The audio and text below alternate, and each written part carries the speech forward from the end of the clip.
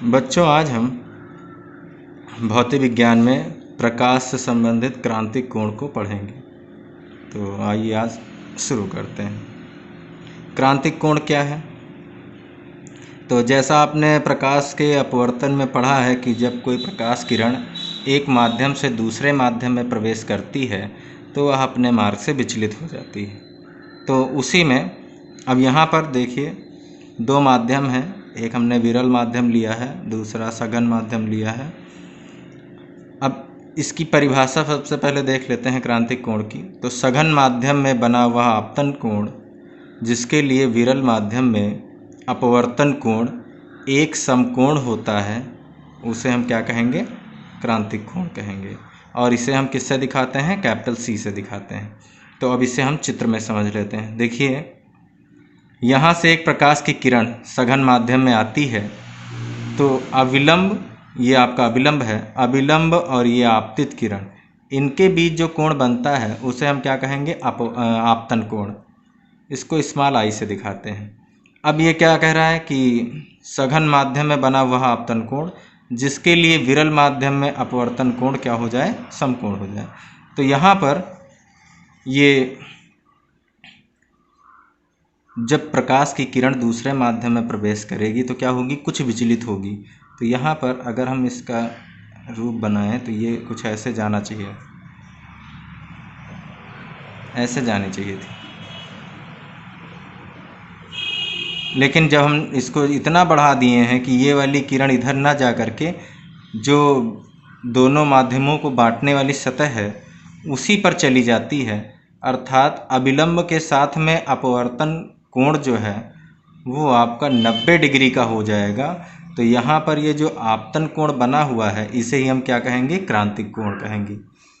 अब इसके बाद अगली चीज़ है पूर्ण आंतरिक परावर्तन। तो इसमें क्या करना है? ये क्रांतिक कोण से आगे की स्थिति है। जब हम क्रांतिक कोण को और आगे बढ़ाते हैं, मान लीजिए ये इतना दिया हुआ है तो ये किरण कहाँ है? इस अक्ष पर है। और जब हम इसको और बढ़ाते जाएंगे तो क्या होगा? ये किरण भी नीचे आ जाएगी। और नीचे आ जाने पर क्या होगा? ये दूसरे माध्यम में जाएगी ही नहीं, अपने उसी माध्यम में पुनः वापस आ जाएगी। यही चीज़ इसमें बताई गई है पूर्ण आंतरिक परावर्तन में। इसमें क्या है? जब सघन माध्यम में प्रकाश की किरण क्रांतिक कोण से अधिक कोण पर आपतित होती है, जैसा हमने बताया कि इसका कोण जो है हम और बढ़ा देते हैं, आपतित होती है, तो यह दोनों माध्यमों को अलग करने वाली सतह, तो ये जो आपकी सतह XY दिखाई पड़ रही है, से वापस सघन माध्यम में ही परावर्तित हो जाती है।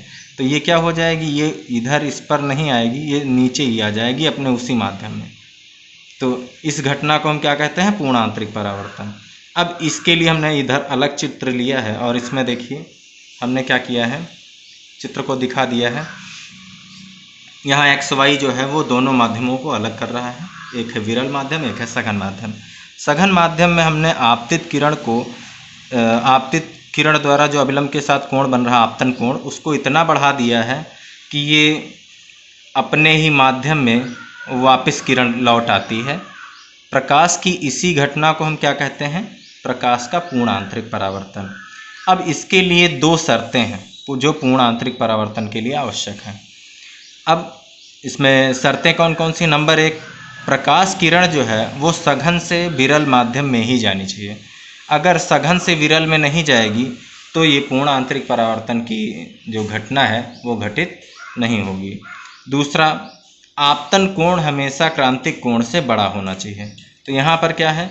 जब हम इसको बढ़ाते हैं तभी ये किरण उसी माध्यम में वापस आती है, अन्यथा वापस नहीं आएगी। अब एक संबंध है क्रांतिक कोण और माध्यम के अपवर्तनांक का। इसके लिए क्या है? यदि विरल माध्यम और सघन माध्यम को हम 1 व 2 नंबर से दे दें, ठीक है, विरल माध्यम को हम दे रहे हैं 1 नंबर और सघन माध्यम को किससे दिखाएंगे? 2 नंबर से। तो स्नेल के नियमानुसार सघन माध्यम के सापेक्ष विरल माध्यम का अपवर्तनांक, तो जब हम सघन माध्यम के सापेक्ष विरल माध्यम का अपवर्तनांक निकालेंगे तो क्या हो जाएगा? 2n1।